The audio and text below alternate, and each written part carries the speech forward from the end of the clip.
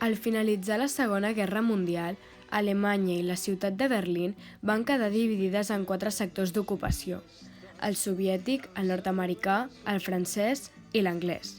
Les males relacions entre els comunistes i els aliats van anar creixent fins a arribar al punt en què van sorgir dues monedes, dos ideals polítics i finalment dues Alemanyes. L'any 1949, els 3 sectors occidentals, el nord-americà, el francès i el britànic, van passar a anomenar-se República Federal Alemanya, i el sector oriental, format pels soviètics, es va convertir en la República Democràtica Alemanya. De la mateixa manera, la ciutat de Berlín va quedar dividida en Berlín Occidental i Berlín Oriental, i el mur estava per separar aquests dos sectors. Milers de soldats van aixecar el mur, entre d'altres coses per aturar la immensa quantitat d'alemanys provinguents de la República Democràtica Alemanya que volien fugir de la ciutat comunista per anar a la banda de la República Federal Alemanya.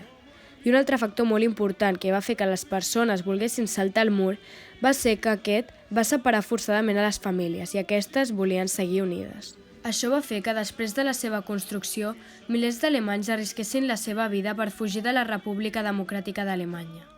309 torres de vigilància amb experts franctiradors vigilant dia i nit, potents reflectors que il·luminaven durant la nit, patrullatge militar s'encarregarien de que cap home passés el mur cap al Berlín capitalista. El que es prengués la valentia de creuar, després de superar aquests 2 metres de ciment, es trobaria amb una tanca de metall electrificada, després una franja de seguretat amb piques d'acer, una torre patrullada, sovint amb gossos, seguit de desnivells i rases perquè no es pogués fugir en automòbil.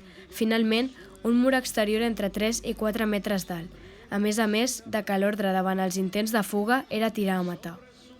El 15 d'agost de l'any 1961, Hans Conrad va ser el primer desertor de la República Democràtica Alemanya que va saltar el mur.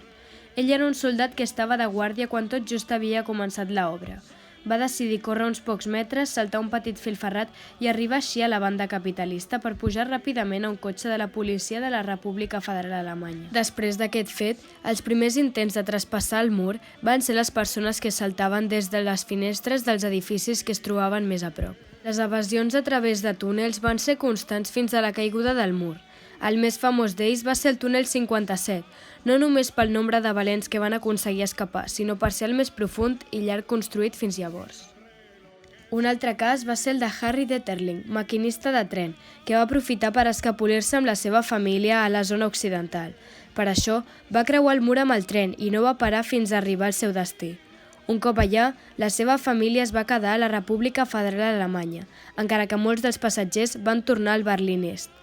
El que es veu a la imatge és la publicació de les tasques de reconstrucció del filat que va travessar el tren per part de la policia fronterera de la República Democràtica Alemanya. Un cas estrany van ser els dels homes que es van ocultar en carrets de cables industrials. 6 persones van ser transportades en camió dins dels carrets i van creuar la frontera cap a l'Alemanya occidental. L'acròbata Horst Klein també va aconseguir fer una de les escapades més atrevides sobre el mur a principis de l'any 1963.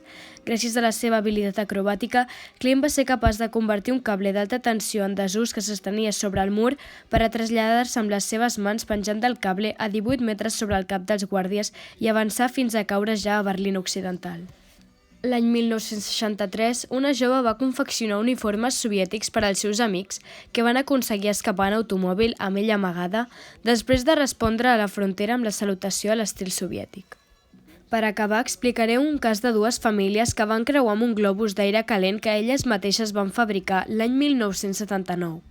No tenien coneixements en la matèria, però van llegir llibres especialitzats i van provar diferents teles i combustibles abans de llançar-se a l'aventura.